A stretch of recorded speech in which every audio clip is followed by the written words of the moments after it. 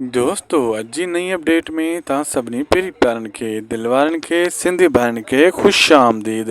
अॼु जी बहितरीनु ऐं धमाकेदार अपडेट में तव्हां सभिनी दोस्तनि खे वेलकम चवंदासीं, छो त दोस्तों ड्रामो हाणे बहितरीनु ऐं ज़बरदस्त धमाकेदार मोड़ ते पहुतो आहे।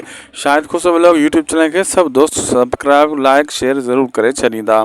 हलूं था ख़ासि अपडेट जी तरफ़। दोस्तों मां तव्हांखे क्लियर करे ॿुधाईंदो हलां त ही हिकु बहितरीनु ड्रामो आहे ऐं इन में तव्हां ॾिसी रहिया आहियो कहाणी त जाबर होॾो चाकर ख़ान हेॾां जेको आहे कासिम रुंडो सांवल हैदर यानी ही मिक्स अचार इन्हनि ठाहियो आहे। कहाणी बि भली आहे पर ग़लतियूं बि वॾियूं करनि था। हाणे अचण वारे एपिसोडनि में हिकिड़ो इन्हनि जो ठाह त थी वियो ऐं अॻिते वरी को नओं फॾो नई ॻाल्हि खुलंदी ऐं वरी नवां भंडण उथंदा। ऐं छो त हाणे चाकर ख़ान बि हिकु नाकाम थी चुको आहे। चाकर ख़ान के सम्झ में कुझु नथो अचे छा कयां। हसीना बेगम उन्हनि खे आङुरियुनि ते नचाए थी। हाणे हैदर खे बि हसीना सूरत सां बदनाम कराए ऐं ई त सूरत खे कढाइण जी पूरी कोशिशि कंदी। अचण वारे एपिसोडनि में इहे सीन तव्हांखे ॾिसण वटां मिलंदा।